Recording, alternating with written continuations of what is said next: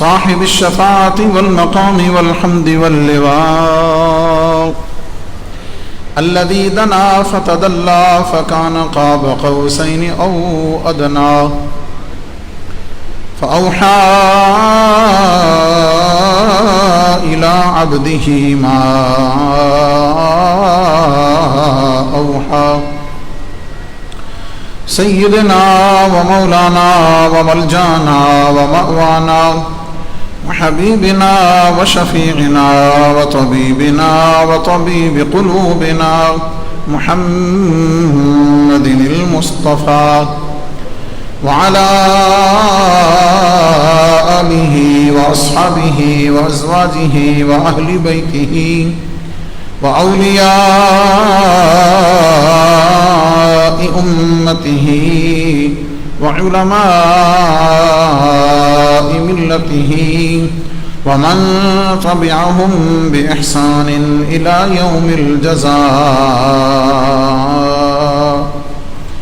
أما بعد فأعوذ بالله من الشيطان الرجيم بسم الله الرحمن الرحيم لئن شكرتم لأزيدنكم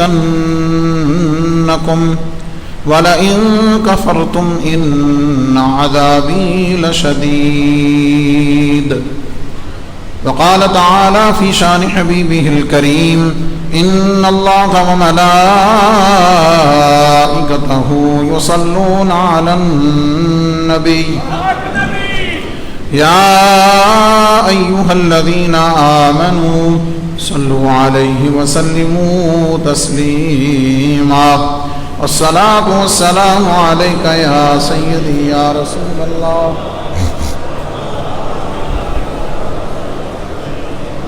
والصلاة والسلام عليك يا نبي الله وعلى آلك وأصحابك يا نور الله والصلاة والسلام عليك يا خاتم النبيين وعلى آلك وأصحابك يا شفيع المذنبين الصلاة والسلام عليك يا إمام الحرمين وعلى آلك وأصحابك يا جد الحسن والحسين گنج بخش فیض عالم مظہر نور خدا ناقصارا پیر کامل کاملارا رہنما گنج بخشی آپ کی مشہور ہم پہ کر کرم کر کرم کروا کرم دونوں جہاں میں رکھ شرم۔ اللہ رب العزت کی حمد و ثنا اور اس کے محبوب کریم رؤوف الرحیم صلی اللہ علیہ وسلم کی بارگاہ میں نذرانہ درود و سلام عرض کرنے کے بعد جملہ سامعین و حاضرین، بزرگوں، دوستوں، عزیزان ذی قدر، دور و نزدیک سے بڑی عقیدت و محبت و احترام سے بارگاہ گنج بخش میں حاضری کے لیے اور آپ کے جوار میں اس عظیم الشان مسجد میں جمعہ کی ادائیگی کے لیے تشریف لانے والے جملہ غلامان گنج بخش و غلامان مصطفیٰ صلی اللہ علیہ وسلم، ہمیشہ کی طرح کیو ٹی وی کے ذریعے پوری دنیا کے ناظرین ناظرات، ماؤں بہنوں بیٹیوں مستورات سب کی خدمت میں السلام علیکم ورحمۃ اللہ۔ آپ تمام حضرات کو گزشتہ عید کی ایک دفعہ پھر مبارک ہو۔ ہم اللہ رب العزت کا شکر ادا کرتے ہیں کہ اس نے ہمیں رمضان المبارک کی صورت میں ایک عظیم نعمت عطا فرمائی، اور اس ماہ مقدس میں اللہ تعالیٰ نے ہمیں اپنی توفیق سے جن طاعات کی اور جن نیکیوں کی، جن عبادات کی توفیق مرحمت فرمائی، ہم اللہ رب العزت سے دعا کرتے ہیں کہ اللہ تعالیٰ اپنے فضل سے، اپنی مہربانی سے اور اپنے پاک لوگوں کی عبادتوں کے صدقے سے اللہ تعالیٰ اسے قبول فرمائے۔ جو حضرات کسی وجہ سے محروم رہ سکے ان کے لیے بھی ہم دعا کرتے ہیں کہ اللہ تعالیٰ انہیں اس بات کی سمجھ عطا فرمائے اور دلوں سے غفلت کے پردے دور فرمائے اور اس قسم کے مواقع سے فائدہ اٹھانے کی اللہ تعالی ہم سب کو توفیق عطا فرمائے۔ رمضان المبارک میں اور عید کے خطبہ میں ایک دو باتیں میں بڑی مختصر عرض کر چکا تھا، اس کو سامنے رکھتے ہوئے کچھ باتیں موقع کی مناسبت سے میں عرض کروں گا۔ کسی نعمت کا مل جانا، کسی نعمت کا مل جانا یہ اللہ رب العزت کی یقینا رحمت سے ہوتا ہے۔ نعمتیں دو طرح کی ہیں، ایک وہ ہے کہ جو ضرورت ہے اور ایک وہ ہے جو ہماری خواہش ہے۔ بڑی نفیس بات ہے اور حضور فیض عالم داتا گنج بخش رحمۃ اللہ علیہ کے قدموں کی برکت سے سمجھانے کی جسارت کروں گا۔ ہم میں سے ہر ایک اللہ تعالیٰ کی بارگاہ میں شکر کے جذبات کے ساتھ بہت کم حاضر ہوتا ہے۔ عام طور پر یا تو پریشانی کے عالم میں حاضر ہوتا ہے یا پھر ناشکری کی کیفیت میں ہوتا ہے۔ پھر جملے پہ توجہ دیں ذرا کہ یا تو پریشانی کے عالم میں آتا ہے، جب کوئی پریشانی آ جاتی ہے، کوئی مشکل آ جاتی ہے، کوئی نعمت چھن جاتی ہے، کوئی نقصان ہو جاتا ہے جان میں، مال میں، اولاد میں یا کسی بھی طرح، تو اس وقت اللہ تعالیٰ کی بارگاہ کی طرف رجوع کرتا ہے اس نقصان کی وجہ سے، یا پھر کسی چیز کو حاصل کرنے کی کوشش کر رہا ہے، اس کے دل میں کوئی تمنا ہے، اس کے دل میں کوئی آرزو ہے، کسی چیز کو لینا چاہتا ہے، وہ مل نہیں رہی ہے اس کو پانے کے لیے وہ اللہ رب العزت کی بارگاہ کی طرف عبادت میں، دعا میں اللہ کی بارگاہ کی طرف رجوع کرتا ہے۔ میں نے جو جملہ کہا ہے وہ یہ ہے کہ اللہ رب العزت کی بارگاہ میں ہم میں سے اکثر جو ہیں وہ یا تو مصیبت کے وقت میں رجوع کرتے ہیں یا ناشکری کی کیفیت میں رجوع کرتے ہیں۔ آئیے ذرا امام محمد بن محمد غزالی رحمۃ اللہ تعالیٰ علیہ اور دیگر جو مفکرین ہیں ان کی افکار اور ان کے اقوال سے برکت حاصل کرتے ہوئے میں کچھ عرض کرتا ہوں، اس لیے کہ حکماء فرماتے ہیں کہ جب بندے کے اندر یہ دو کیفیتیں ہوں تو بندہ پریشان ہوتا ہے، ذہنی طور پہ، جسمانی طور پہ اپنے آپ کو کمزور محسوس کرتا ہے اور پریشان ہوتا ہے۔ کب پریشان ہوتا ہے؟ جب اس کی کوئی نعمت چھن جاتی ہے یا اس کو کوئی نعمت ملتی نہیں ہے۔ پھر سنیں، جب کوئی چیز اس کی پسند کی اس سے چھن جائے یا کوئی چیز پسند کی اس کو مل نہ رہی ہو تو اس کے یا تو چھن جانے کی وجہ سے پریشان ہوتا ہے اور یا پھر جو مل نہیں رہی ہے اس کی وجہ سے آزودہ خاطر ہوتا ہے، اس کی وجہ سے پریشان ہوتا ہے۔ آپ فرماتے ہیں کہ جو چیز اس سے چھن گئی ہے، جو چیز اس سے چھن گئی ہے اس سے اللہ نے واپس لے لی ہے، اس کے لیے اللہ نے ادب یہ سکھایا ہے کہ جب تجھ سے کوئی نعمت چھن جائے تو تجھے پریشان ہونے کی بات ہی نہیں ہے، ہم نے تو تجھے سبق پڑھایا ہے انا للہ و انا الیہ راجعون۔ آپ غور کریں کہ اس مصیبت کے وقت میں کہ جب آزمائش ہوتی ہے اور صبر کرتا ہے بندہ، نعمت چھن جاتی ہے آزمائش میں، اللہ نے یہ کیوں سکھایا ہے کہ تم نے یہ کہنا ہے انا للہ و انا الیہ راجعون؟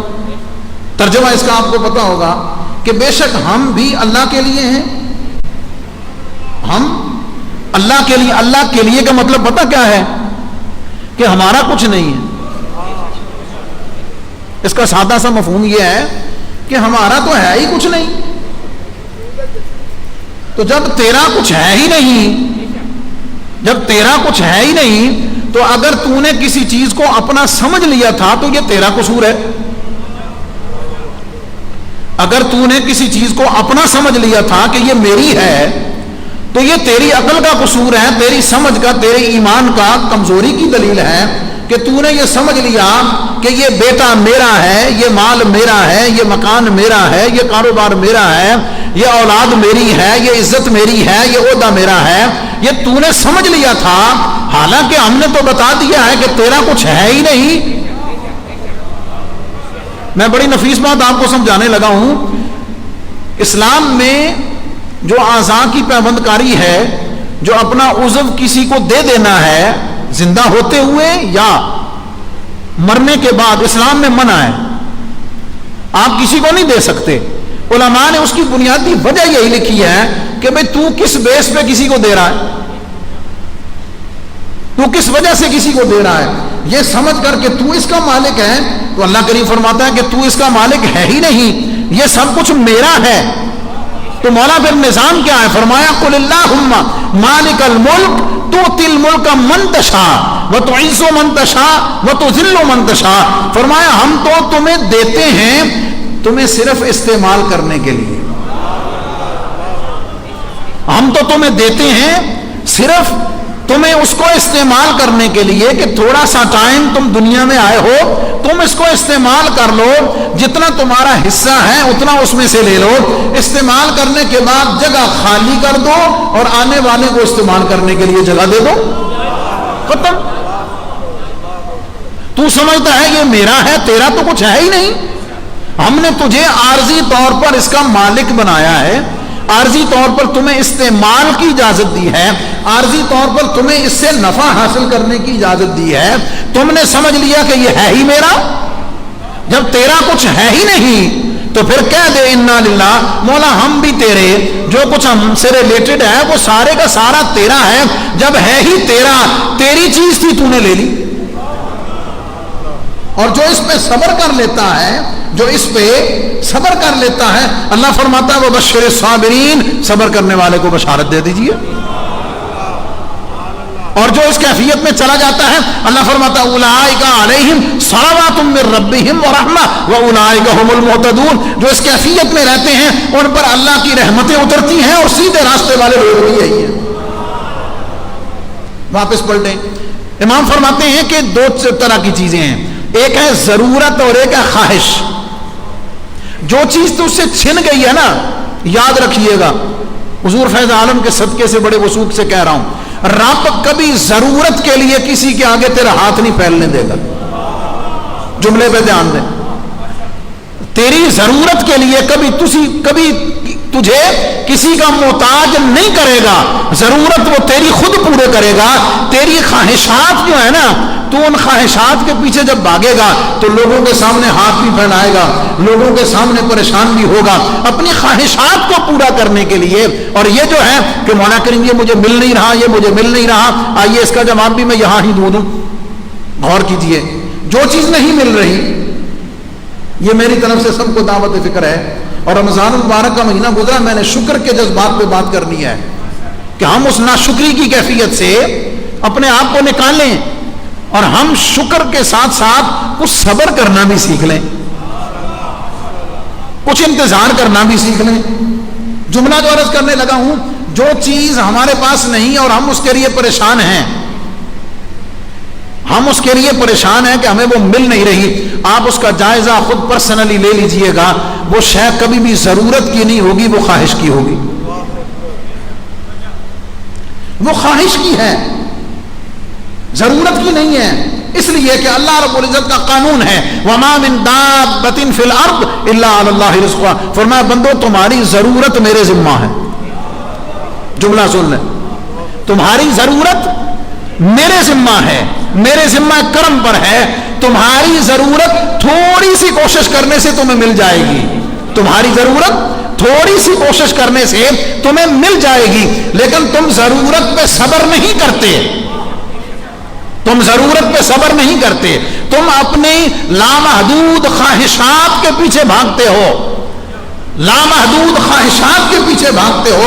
جب تم لامحدود خواہشات کے پیچھے بھاگتے ہو پھر اپنے آپ کو تھکا بھی لیتے ہو، پھر اپنے آپ کو پریشان بھی کر لیتے ہو، پھر اپنے آپ کو ناشکرا بھی بنا لیتے ہو، پھر اللہ تعالیٰ کی بارگاہ میں شکایت بھی کرتے ہو.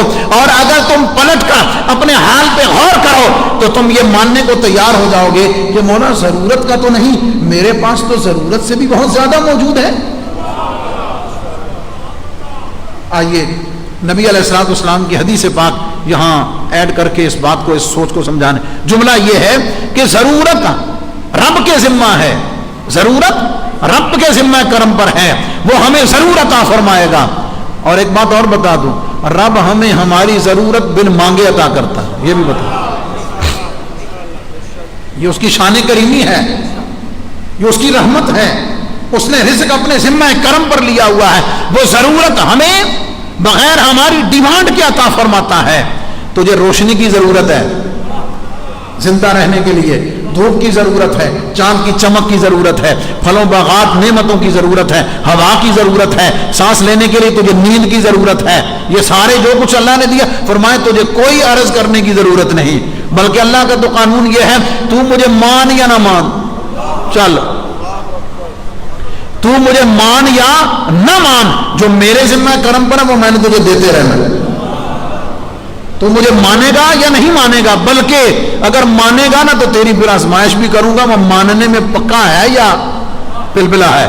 لیکن جو نہیں مانگتا اور میں مانگا، انہوں نے تو مانا ہی نہیں نا، ان کے لیے تو دنیا ہے ہی یہی، اس لیے ان کو فراوانی کے ساتھ دے دی ہے۔ جو ماننے والا ہے فرمایا کبھی ہم مال میں تنگی کریں گے، کبھی جان میں تنگی کریں گے، کبھی اولاد میں، کبھی کاروبار میں، کبھی کوئی نقصان، کبھی کوئی نقصان، ہم چیک کرتے رہیں گے، ہم ٹیسٹ لگاتے رہیں گے تاکہ اس کے ایمان کا، اس کے ایقان کا، اللہ سے محبت کا امتحان ہوتا رہے، اس کی آزمائش ہوتی رہے کہ یہ صرف زبانی دعویٰ کرتا ہے یا رب کے اوپر پکا اور سچا ایمان رکھتا ہے۔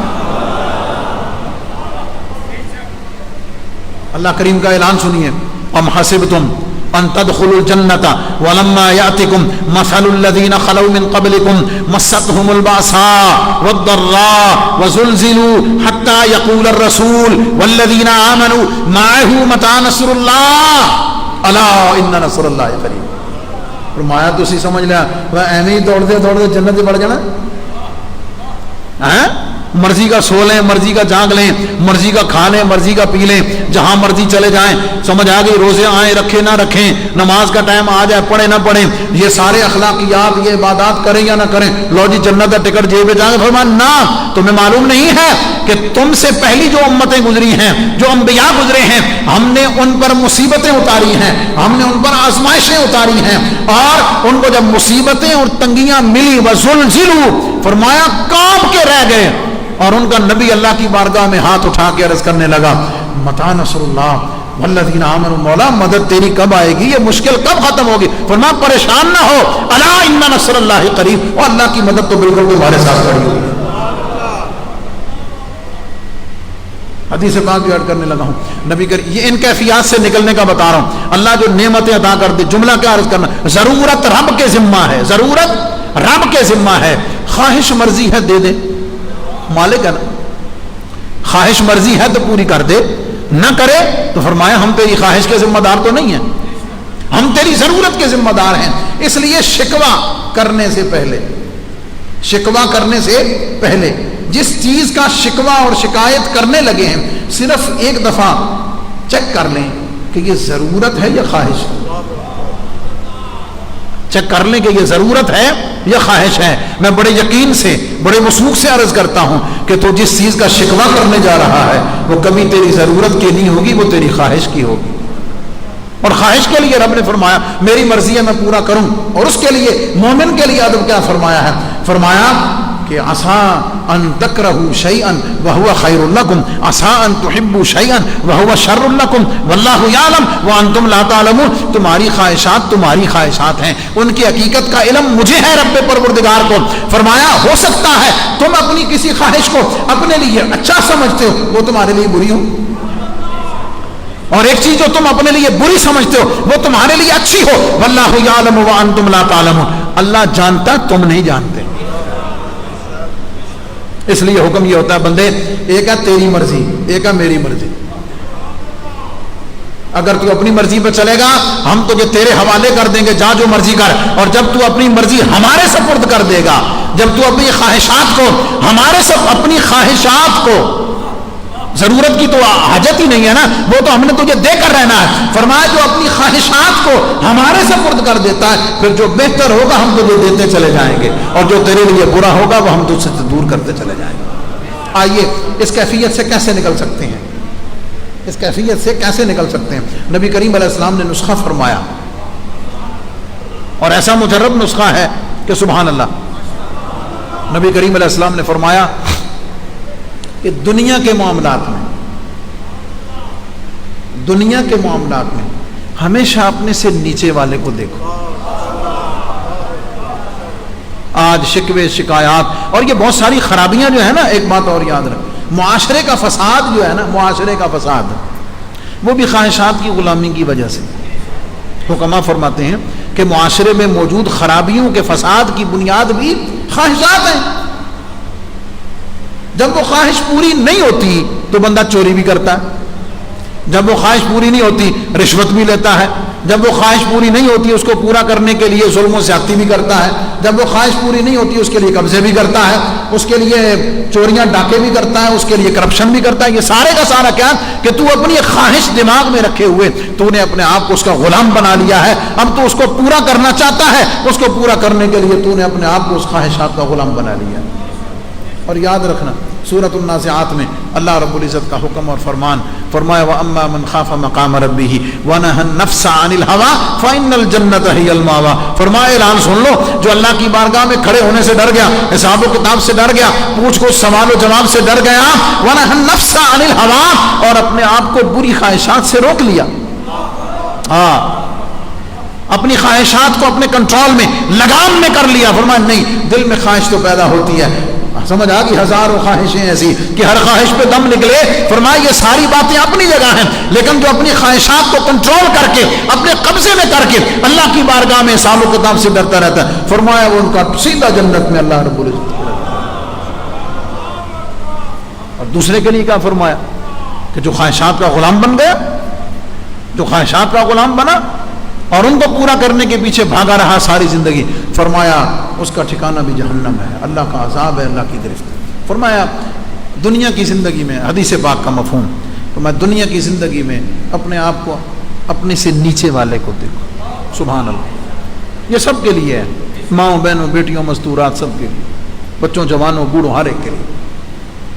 اور ایک اور لطیف بات حدیث پاک میں ہے، نبی کریم علیہ السلام فرماتے ہیں بندہ جو بوڑھا ہوتا ہے نا، بندہ جو بوڑھا ہوتا ہے اس کی خواہشات جوان ہوتی چلی جاتی ہے۔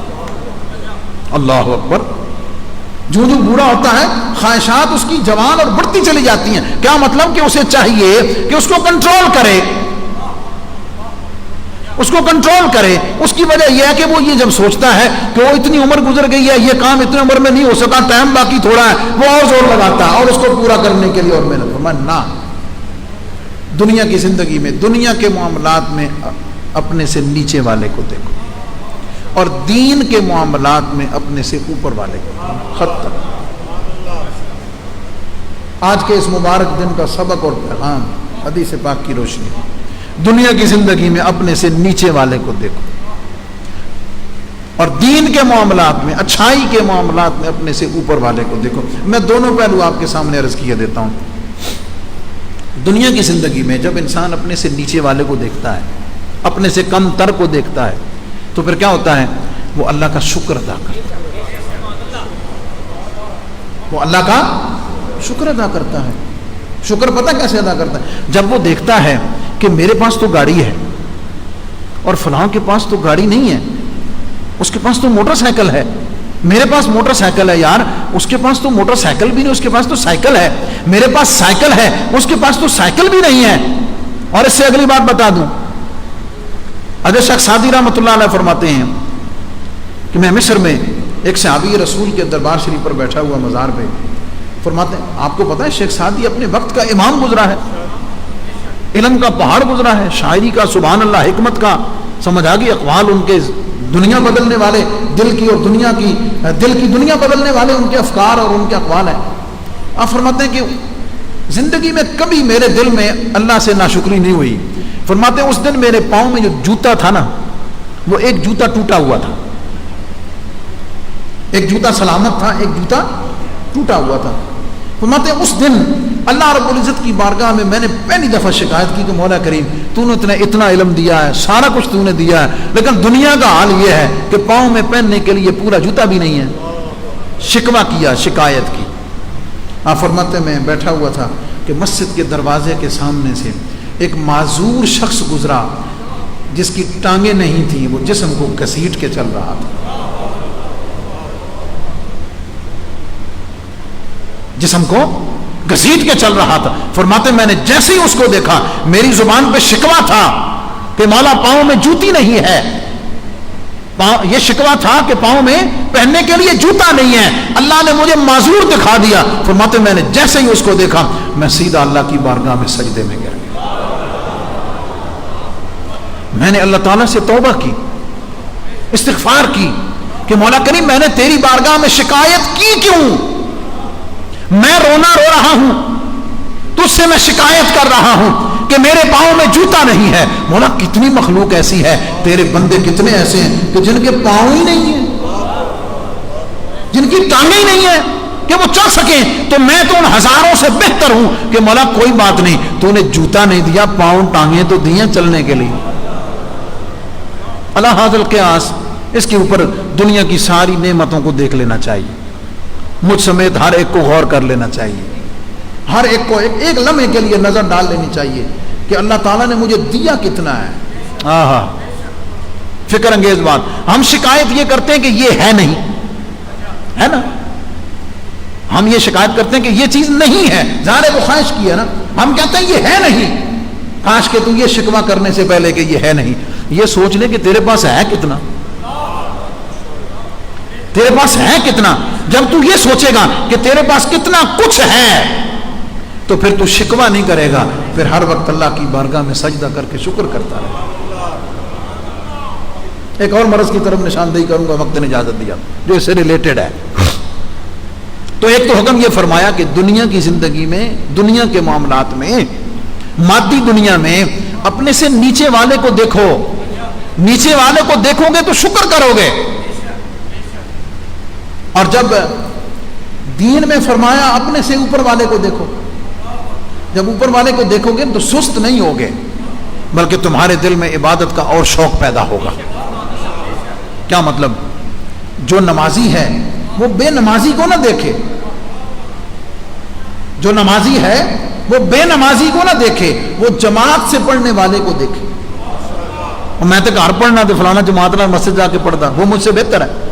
جماعت سے پڑھنے والا, ایک مثال دے رہا ہوں صرف, جماعت سے پڑھنے والا تکبیر اولا سے ملنے والے سے کو دیکھے, تکبیر اولا سے ملنے والا اذان کے وقت مسجد میں جانے والے کو دیکھے, سلام پھیرتے ہی اٹھ کر بھاگنے والا, ذکر اذکار کر کے اللہ کی بارگاہ میں عجز و انکساری سے دعا کر کے مانگنے والے کو دیکھے, اور ان ساری چیزوں کو کرنے والا تہجد گزار کو دیکھے.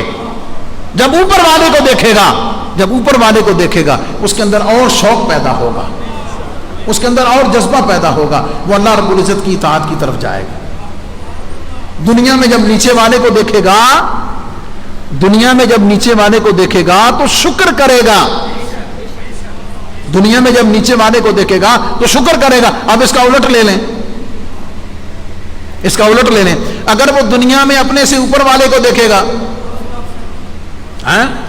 بیویوں کی بات, فلانی کے پاس فلاں سوٹ ہے, میرے پاس فلاں برانڈ کا نہیں ہے, کیا خیال ہے, ایسی چیز پہننے کو ہے, فلاں کے پاس, میرے پاس یہ نہیں ہے. سمجھ آ گئی؟ اس دوڑ میں, اس چکر میں, یہ فلاں نے لیا, میں نے کیوں نہیں لیا, سمجھ آ گئی؟ دنیا داری میں سمجھ آ گئی, فلاں کے پاس یہ چیز آ گئی اور میرے پاس کیوں نہیں آ گئی. اب کیا ہوگا؟ ناشکرا بنے گا, ناشکری کرے گا, شکایت کرے گا, مولا میرے پاس یہ بھی نہیں ہے, مولا یہ میرے پاس یہ بھی نہیں ہے. اور جب ناشکرا بنے گا, اوپر والے کو دیکھے گا, ہرس آئے گا, لالچ آئے گا, چوری آئے گی, فراڈ آئے گا, کرپشن آئے گی, دھوکہ آئے گا, سمجھ آ گئی, جھوٹ بولنا آئے گا, سارے کا سارا ان کو اکٹھا کر کے کیا لگا ہوا ہے کہ میں نے یہ کر کے رہنا.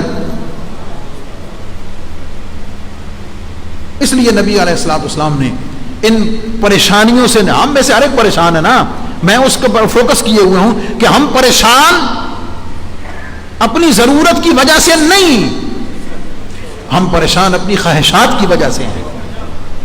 ضرورت کا تو رب نے دیا ہوا ہے, دور کیوں جاتے ہیں؟ کئی دفعہ میں نے خود دیکھا, یہ بازار سے گزرتے ہوئے لنگر لینے والوں کی لائن لگی ہوتی ہے.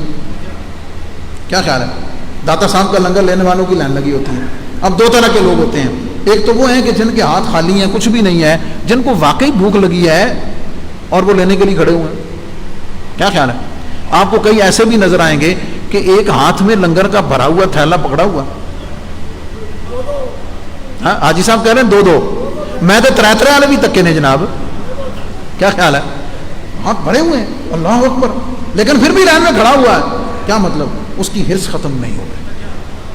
اس کی لالچ ختم نہیں ہو رہی ہے، اس کی خواہشات ختم نہیں ہو رہی ہیں. چلو اچھا گمان یہ کر لیتے ہیں، ہو سکتا ہے کہیں کی دوسرے کے لیے لے کر جانا ہو، ضرورت مندوں کے لیے لے کے جانا ہو، لیکن میں نے مثال اس لیے دی ہے کہ ہمارے پاس ضرورت کا ہوتا ہے لیکن ہم اپنی خواہشات کے غلام بن کے پیچھے چل رہے ہوتے ہیں. ایک اور مرض کی طرف جو میں نے آپ کی نشاندہی کرنی ہے، جو آپ کو بتانا ہے، وہ یہ ہے کہ انسان دوسرے کی حالت کو دیکھ کر نا، دوسرے کی کیفیت کو دیکھ کر سمجھتا ہے کہ یار میں تو مر مک گیا، اے میرے نال بہت چنگا، میرے پاس تو یہ پریشانی بھی ہے، میرے پاس یہ پریشانی بھی ہے، یار میرے پاس یہ دکھ بھی ہے، میرے پاس یہ بھی ہے، وہ دیکھو فلانا بھی نہیں، فلانا بھی نہیں. پہلی بات تو یہ کہ یہ آپ سوچ رہے ہیں، یہ آپ سوچ رہے ہیں. جا کر کبھی اس سے پوچھ تو لیں،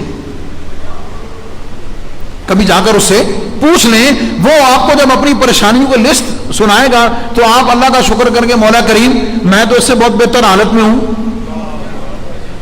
میں اس سے بہت بہتر حالت میں ہوں. میں نے اس کو سمجھا ہوا تھا کہ جناب بڑی موجیں لگی ہیں، وہ تو جا کے دیکھا تو سمجھ آ گئی، پھر پتہ چلا کہ ان موجوں کے پیچھے کیا کچھ پریشانیاں یا کیا کچھ مسائل ہیں. ایک تو یہ بات. اسلام کہتا ہے کہ اپنے حال پہ صبر اور شکر کرو. لئن شکرتم لازیدنکم، فرمایا اگر تم شکر کرنا شروع کر دو گے نا تو میں تم سے تمہاری خواہشات تم سے چھینوں گا نہیں.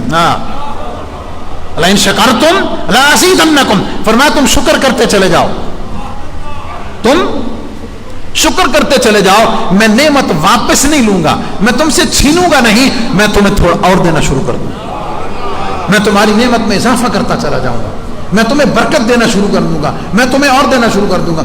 بزنس کی دنیا میں چیک کر لیجئے، جو لوگ اللہ کے رستے میں حساب لگا کے خرچ کرتے ہیں، لوگ یتامہ مساکین کو دینے والے ہیں، زکوٰۃ کا حساب پورا لگا کر دینے والے ہیں، مجھے کوئی ایک بندہ لا کے دکھا دیں جس نے زکوٰۃ پوری دی ہو، اس کا نقصان ہوا ہو، جس نے اللہ کے رستے میں خرچ کیا ہو اور اس کا کاروبار ڈاؤن ہوا ہو. شرط یہ ہے کہ حلال کا کیا ہو یا حلال کے ساتھ کیا ہوا ہو، حرام کی ذمہ داری میں نہیں لے رہا.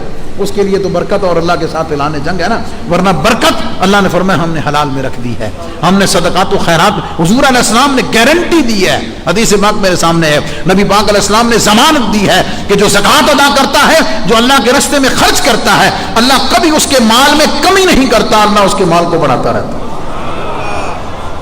کیا مطلب؟ ہم اگر چاہتے ہیں کہ ہم آگے بڑھیں، کاروبار ترقی کرے، بزنس بڑھے، مال آئے، تو پھر اس کا نسخہ یہ ہے کہ جمع کرنا نہیں، اللہ کے رستے میں دینا شروع کر دیں. یتامہ، مساکین، فقراء، محتاج، بیوائیں، سمجھ آ گئی؟ بہت سارے خرچ کرنے کے، آپ کے پڑوس میں، آپ کے محلے میں، آپ کے دائیں میں، سب آپ کو مل جائیں گے، آپ کے پاس بیٹھا ہوا آپ کو مل جائے گا. سمجھ آ گئی؟ تو ہم اپنے حال پہ شکر نہیں کرتے بلکہ دوسرے کا حال دیکھ کے ہم پھر پریشان ہو جاتے ہیں. سمجھ آ گئی؟ کہ حکایت بہت کتابوں میں لکھی ہوئی ہے. سمجھ آ گئی؟ جب یہ حالت لوگوں کی ہو گئی نا تو اللہ رب یہ حکایت کے طور پہ عرض کر رہا ہوں، سمجھ آ گئی؟ اللہ تعالیٰ نے فرمایا بھی جاؤ لوگوں کو کہو کہ جو جو مصیبتیں ہیں نا جا کے ساری کی ساری ایک میدان میں ڈھیر کر دو، جتنی پریشانیاں ہیں نا ساری کی ساری اکٹھی کر کے نکال دو. ساتھ اعلان ہوا کہ بندو یہ دنیا ہے، جملہ قابل توجہ، یہ دنیا ہے، جنت نہیں ہے. یہ دنیا ہے، جنت نہیں ہے. جنت میں کوئی غم نہیں ہے، جنت میں کوئی پریشانی نہیں ہے، جنت میں کوئی دشواری نہیں ہے، جنت میں کوئی بے آرامی نہیں ہے. یہ دنیا ہے. قانون یہ ہے کہ جب دنیا میں رہنا تو کم از کم ایک، یہ یاد رکھیں، کم از کم ایک پریشانی تمہیں ضرور دینی ہے، کم از کم ایک، ورنہ جتنا بڑا مقام ہوگا پریشانیاں مسائل اس کے مطابق ہوں. کم از کم ایک پریشانی، ایک دکھ تمہیں ضرور لگانا ہے، تمہیں جو ٹیس کرتا رہے، جو تمہیں اندر سے یاد دلاتا رہے کہ کوئی ہے، ہاں کوئی ہے جس کے اختیار میں ہے.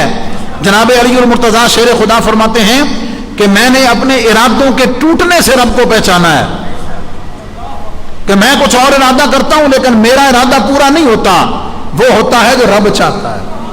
میں مان لیا کہ مولا کوئی اور ہے. آپ سویرے اپنی جیب میں پیسے لے کے نکلتے ہیں نا، شام کو ذرا اپنی مرضی کے مطابق خرچ کر کے دکھا دیں کیا کیا سوچ کے نکلے تھے اور کیا کیا کر کے آ گئے. سمجھ آ گئی؟ فرمایا ساری پریشانی ایک جگہ ڈھیر کر دو. فرمایا یہ دنیا ہے، ایک پریشانی تو لینی پڑے گی، ایک دکھ تو لینا پڑے گا. جاؤ اور اپنی مرضی کا ایک ایک دکھ اٹھا کے لے آؤ. ہر ایک نے اپنے حساب کے مطابق ہلکا اٹھانے کی کوشش کی، لیکن جب اپنے پاس آ گیا نا لے کر، کوئی فالج کی بیماری سے پریشان تھا، بے اولادی اٹھا کے لے آیا، کوئی بے اولاد تھا نافرمان بیوی اٹھا کے لے آیا، کوئی نافرمان بیوی سے تنگ تھا تو تنگ دستی لے کر آ گیا، سمجھ آ گئی، کوئی نہ کوئی پریشانی تو لے کر آنی تھی نا۔ آج تھوڑا سا ٹائم گزرا تو سب نے کہا مولا کریم جو تو نے دی ہوئی تھی نا، کیا مطلب؟ مولا تو نے جس حال میں رکھا ہوا تھا، کہنا کیا چاہتا ہوں، مولا تو نے ہمیں جس حال میں رکھا ہوا تھا نا وہی حال سب سے اچھا ہے، مولا وہی حال سب سے بہتر ہے۔ کیوں؟ اللہ نے فرمایا میں نے تو تمہیں کہہ دیا تھا لا یکلف اللہ نفسا الا وسعها، فرمایا ہم کسی کی طاقت سے بڑھ کر اس پر بوجھ ڈالتے ہی نہیں،